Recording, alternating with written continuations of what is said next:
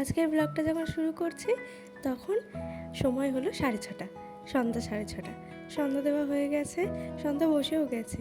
এখন তো বেলাটা অনেকটাই ছোট হয়ে গেছে, তাই সন্ধ্যাও তাড়াতাড়ি হয়ে যায়। 5:30 বাজতে না বাজতেই সব দিকে শাক বেজে যায়। নমস্কার, কেমন আছেন আপনারা সবাই? আশা করছি আপনারা সকলে খুব ভালো আছেন এবং সুস্থ আছেন। একটু আড্ডার আরও একটি নতুন ব্লগে আপনাদের জানাই অনেক অনেক স্বাগত। গতকালকের ব্লগে দেখেছিলাম যে গাছ লাগানোর জন্য মাটিটা যখন পরিষ্কার করছিলাম একটা মাটির আলু পেয়েছিলাম। সেই আলুটাও আজকে তরকারিতে দিয়ে দেবো। আজকে করবো ঝিঙে দিয়ে আলু দিয়ে ঝোল, আর তার সাথে হবে ছোলার ডাল। একটু মাছ থাকলে ভালো হতো, কিন্তু কোনো রকমের মাছই বাড়িতে নেই, আছে কেবল পাবদা মাছ। আর পাবদা মাছ দিয়ে তো আর এই ঝোলটা খেতে ভালো লাগবে না। সকালেও আবার পাবদা মাছই খাওয়া হয়েছে, এবেলা আর হবে না।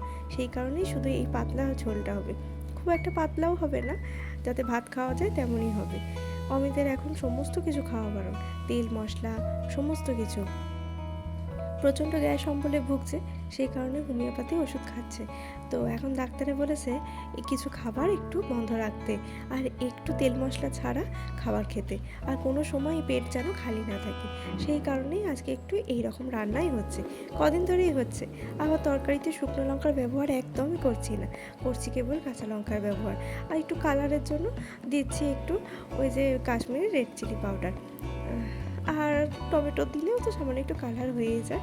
এই সকল জিনিস দিয়েই এখন রান্না বান্না করা হচ্ছে। দেখতে সেই জন্য একটু কেমন কেমন লাগছে। বেচারার তো খেতেও ভালো লাগছে না। বাড়িতে এই রাত্রেবেলাটুকু একটু ভালোভাবে খায়, তখনও বলছে যেন এরকম পাতলা পাতলা খাবার খেতে হচ্ছে। আবার এবারে এই যে হলুদটা আনা হয়েছে, সেই হলুদটার রঙটাও খুব একটা ভালো নয়, প্রচুর পরিমাণে অন্য কিছু মেশানো আছে। ঘানি থেকে হলুদটা আনা হয়, কিন্তু এবারে হলুদটাতে একদম ঠকে গেছি, বড্ড ভেজাল মেশানো আছে। রঙটা সেই জন্য তরকারির এতই বাজে হচ্ছে যে কি বলবো। এখন বসিয়ে দিয়েছি ছোলার ডালটা। ছোলার ডালটা একটু কম সিদ্ধ হয়েছে, ভাবলাম ফুটলে হয়তো সিদ্ধ হয়ে যাবে, কিন্তু দেখলাম না, হয়নি। শেষকালে একটু বেশ শক্তই লাগছিল। গরমে আবার ঠিক ছিল, একটু স্ম্যাশ করে দিয়ে দিলাম যাতে থিকনেসটা ভালো হয়। অন্য কিছু আর দিলাম না, ময়দা বা অ্যারারুট কিছুই দিলাম না। একটু থিকনেসটা বাড়ানোর জন্য স্ম্যাশ করে দিলাম একটু আলু, গাজর, কুমড়ো এগুলো। আর এখন আটাটা মেখে নেব। রুটি আর এখন করব না, রুটি করব সেই খাবার সময়, ওই 9:30টার দিকে। আর এখন এটা আটাটা মেখে রেখে খানিকক্ষণ রেখে দিলাম, এটাতে রুটিও কিন্তু হয়। রান্না এখনো সব কমপ্লিট হয়নি, এখনো রুটি করব। তবুও রান্নাঘর একদম ক্লিন করে রেখে দিয়েছি। এরপর যখন রুটি করতে আসবো তখন যেন দেখে পরিষ্কার লাগে। এই যে আমার রান্না বান্না, কালারটা খুব একটা ভালো লাগছে না। অমিত যখন এসেছে ও দেখে বলছে রঙটা এত বাজে হয়েছে কেন, কিন্তু খেতে টেস্ট হয়েছে।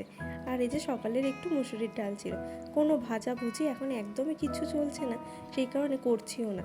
করলেই সেই খাওয়া হয়ে যাবে। আর ভাতে একটু আলু সিদ্ধ দেওয়া আছে, ওই দিয়েই আজকে হয়ে যাবে। এখন বাজে প্রায় রাত 9:30, হ্যাঁ 9:30টাই হবে। এখন আমি চলে এসেছি রান্নাঘরে আবার রুটি করার জন্য। রুটি খাবো কেবলমাত্র আমি আর মা, আর বাবা আর অমিত খাবে ভাত। সেই কারণে খুব একটা বেশি রুটি করতে হবে না, ওই 3-6টা রুটি করলেই হয়ে যাবে। কিন্তু এই প্রথমবারে ভিডিও করার চক্করে প্রথম রুটি তিনটে কিন্তু আমার বেশ পোড়া পোড়া হয়ে গেছিলো। পোড়া পোড়া রুটি খেতে অবশ্য আমার ভালোই লাগে, খারাপ লাগে না। সেই কারণে এই 3টে রুটি আমি করলাম, আর পরের বারেরটা আর ভিডিও করিনি। সেইগুলো একটু সাদা সাদাই করেছিলাম, সেগুলো মাকে দিলাম। এই যে দেখুন পোড়া পোড়া হয়ে গেছে।